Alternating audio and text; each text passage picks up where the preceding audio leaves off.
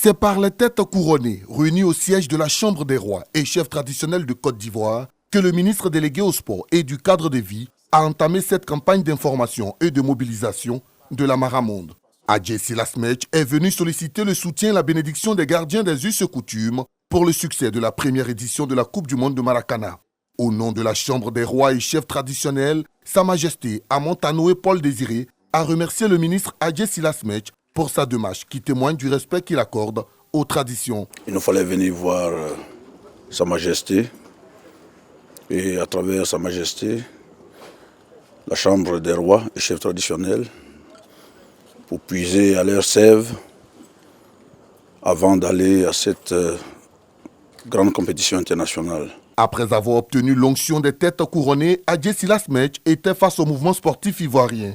Dans la salle de la Direction générale des sports, les présidents de fédérations sportives, le comité d'organisation de la Maramonde et les journalistes, tous mobilisés pour l'occasion. Nous sommes saisis à temps. Il faut compter sur nous dans les fédérations pour qu'on arrive à faire du potentiel qu'on en va le développer pour que les choses réussissent. Après avoir exposé les enjeux de cette compétition mondiale, Adjé Silas Mech a lancé une mobilisation générale autour de cette compétition. Ce sont tous les États qui pratiquent cette discipline sportive qui ont désigné à l'unanimité la Côte d'Ivoire pour abriter cette toute première édition et c'est un honneur.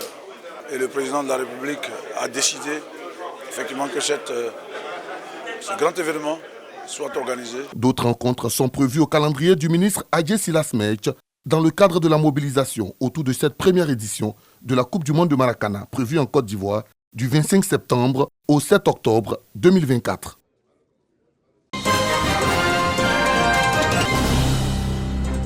Former les étudiants maïticiens et sages-femmes en fin de cycle de l'Institut national de formation des agents de santé INFAS de Bouaké. C'est l'objectif de cet atelier de renforcement des capacités sur les bonnes pratiques de ce métier. Cette initiative portée par le PEPFAR vise à développer les compétences en leadership des apprenants afin de leur permettre d'offrir des soins de qualité aux patients. C'est des sortantes, donc on va leur inculquer un peu les connaissances. Quelles sont les activités qui les attendent? Quelle est l'origine d'abord de la sage-femme, de la profession qu'elles ont choisie?